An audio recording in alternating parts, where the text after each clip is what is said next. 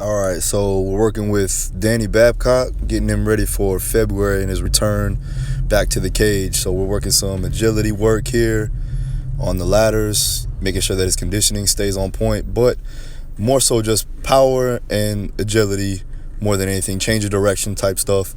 Just trying to bring something different to the cage the next time he steps in. We did a series of ladder drills here, and making sure that he was just blowing and going, giving him a couple seconds rest in between, and going from there.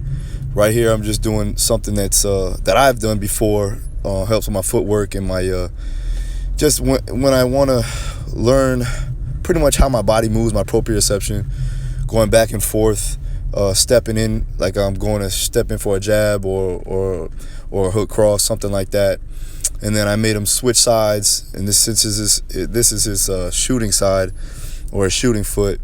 He stepped in, simulating a takedown, and we did that for about 3 reps on each side. And next up, just another variation of the side shuffle, making sure that he's just working his agility, working his footwork, things like that. There's a lot of things that we wanted to bring up now since we're in the off season and we're not getting into camp yet. So working on that.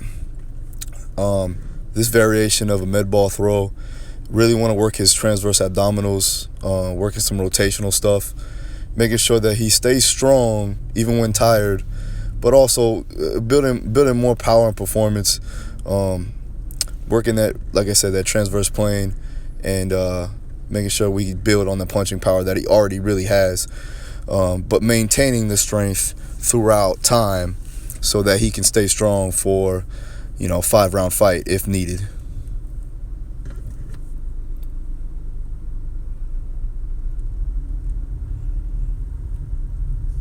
Now note that he is switching sides, and you can do this either way.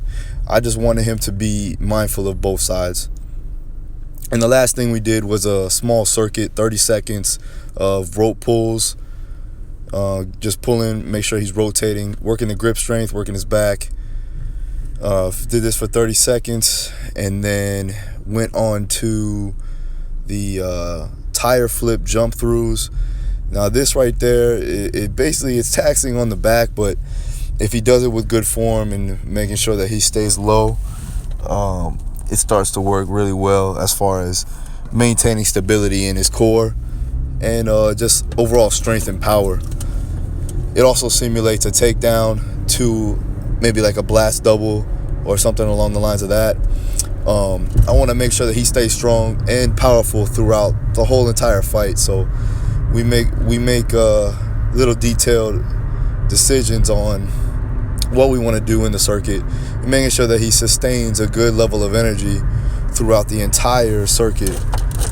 Minimal rest periods, and maximizing the performance that we can, and optimizing whatever we need to do to get him as physically fit as possible, so when he steps in the cage he's just dominant. And ended with some battle ropes just to burn out the shoulders, simulating somewhat of just an end of the round, trying to grind out, if it's a flurry or something like that. I want to make sure that when he steps in the cage is with his opponent, that he's the dominant fighter and he's the more conditioned fighter.